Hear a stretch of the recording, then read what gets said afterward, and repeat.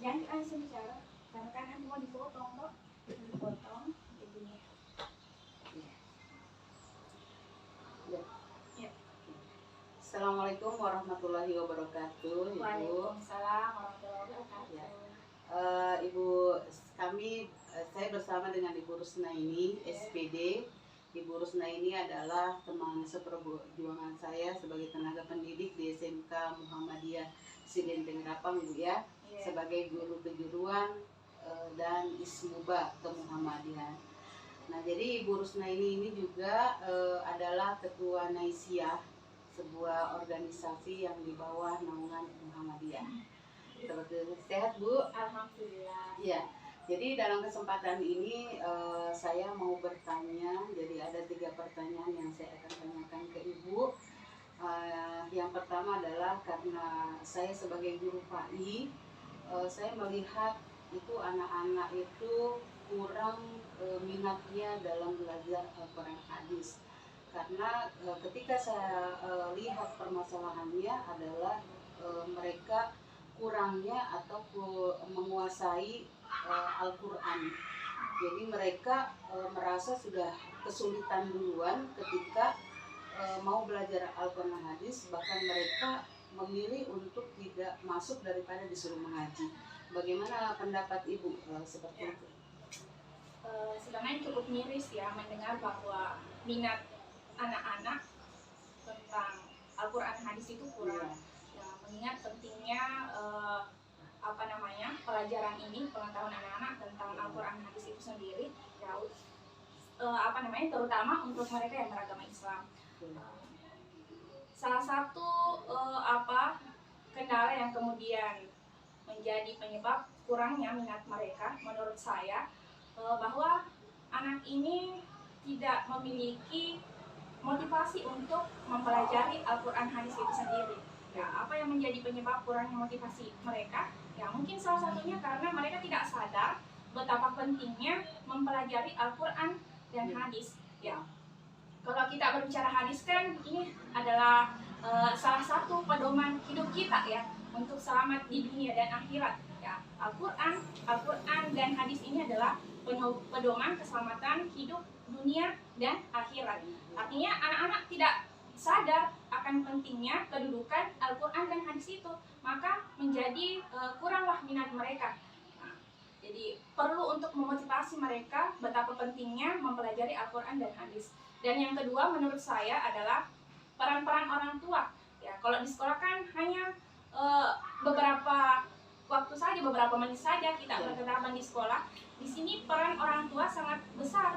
Ya, salah satunya dengan upaya memasukkan anak-anaknya ke Taman Pendidikan Al-Quran, ke TPA. Nah, jadi ini pembinaan ya, pembinaan selain dari di sekolah, harus ada waktu-waktu selain di sekolah itu untuk mempelajari Al-Quran itu. Seperti yang Ibu katakan tadi, bahwa salah satu yang membuat mereka enggan masuk mata pelajaran Al-Quran hadis karena mereka tidak bisa membaca Al-Quran. Ya, kenapa mereka tidak bisa membaca Al-Quran? Karena itu tadi tidak dibiasakan membaca Al-Quran. Dan ini yang saya katakan tadi, bahwa orang tua mereka mungkin saja kurang memperhatikan untuk membawa anaknya ya belajar Al-Quran di Taman Pendidikan Al-Quran. Jadi waktu-waktu seperti itu yang mungkin kurang. Jadi itu yang mungkin karena pembiasaan dari sejak dininya kurang gitu ya. Seperti itu Bu ya. Jadi pembinaannya karena itu ya pengaruh peran orang tua juga pengaruh peran orang tua. Ya.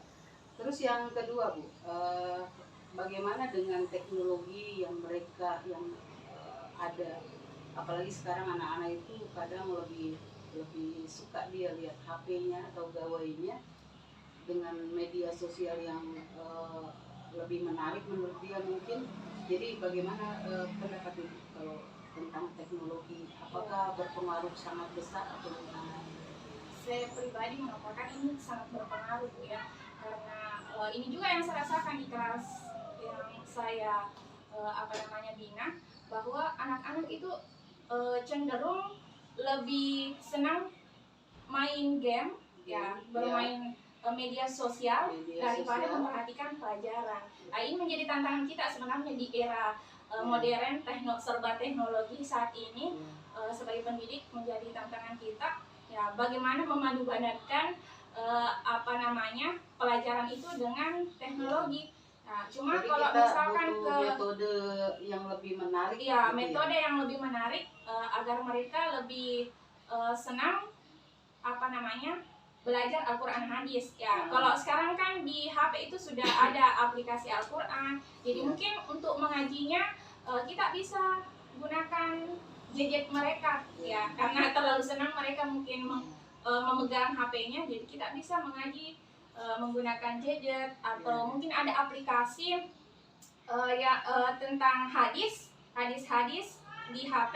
Nah, ini bisa diinstalkan di HP mereka, jadi belajar Al-Quran hadis juga tetap menggunakan gadget mereka seperti itu. Jadi kita harus bikin semenarik mungkin pembelajaran kita dengan menggunakan teknologi yang ada. Ya, dengan menggunakan teknologi. Ya, baiklah. Yang terakhir pertanyaan saya, Bu, kan kita ini orang Bugis, Bu ya. Suku Bugis itu biasa ada istilah syukuran tamat Al-Quran dengan istilah mapan reteme.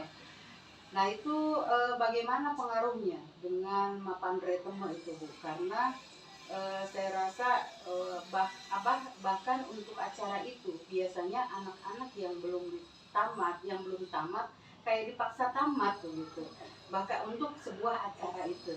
Nah, bagaimana menurut Anda, Bu? Kalau berbicara aturan dalam agama sebenarnya kan ini tidak ada, Bu ya. Tidak ada, Ibu ya, tentu paling tahu.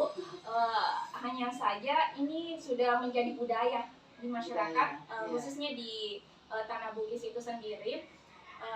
Ada kesan bahwa ketika mereka sudah mapan reteme di usia muda, seolah-olah bahwa Al-Quran ini mereka sudah selesai membaca Al-Quran. Ya, anak-anak sudah selesai membaca Al-Quran. Nah, ini padahal pengertian yang harus diluruskan. Ini yang harus diluruskan.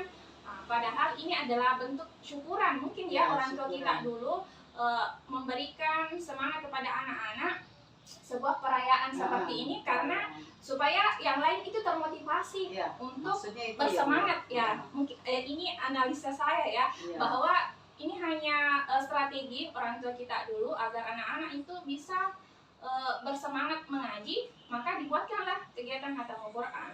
Maka ini tadi yang saya sampaikan, bahwa ada kesan bahwa ketika anak-anak sudah khatam Al-Quran sudah tidak mengaji. Kesannya selesai sudah selesai mengaji. Padahal itu dia lakukan itu waktu dia kecil, sehingga pas kita tingkat SMA mereka lupa karena dianggap selesai. Tidak pernah lagi diulang-ulang. Itu. Maka kalau sudah tidak diulang-ulang, sejago apapun di masa kecilnya mereka mengaji, kalau tidak diulang-ulang pasti akan dilupakan juga. Itu yang mempengaruhi ketika di tingkat SMA pelajaran Al-Quran hadis akhirnya jadi tidak menarik buat dia, karena dia lupa apa yang dia sudah pelajari. Bahkan ada anak-anak yang pernah ditanya kapan terakhir mengaji, waktu SD. Wah, ini kan sudah sangat lama, bertahun-tahun artinya akan hilang dengan sendiri bacaan itu. Sepertinya itu dampak dari khatam Al-Quran itu ya. Ya, kalau memang itu sebuah dampak negatif ya. Saya rasa jadi negatif. Bagaimana itu menurut Anda? Ya, maka harus diluruskan. Nah, itu peran orang tua juga. Kembali lagi dia harus memberi pemahaman bahwa kalau sudah tamat tidak boleh berhenti mengaji. Ya, betul, Bu. Pokoknya orang tua harus betul-betul memperhatikan anaknya, memperhatikan anak, terutama persoalan pendidikan agama. Baiklah Ibu, terima kasih banyak atas penjelasannya. Bincang-bincang yang sangat luar biasa hari ini oleh Ibu Rusnaini sebagai Ketua Naisiyah, organisasi di bawah naungan Muhammadiyah. Terima kasih banyak Ibu, semoga sehat selalu. Assalamualaikum warahmatullahi wabarakatuh. Assalamualaikum warahmatullahi wabarakatuh. Oke. Masih terekam nih.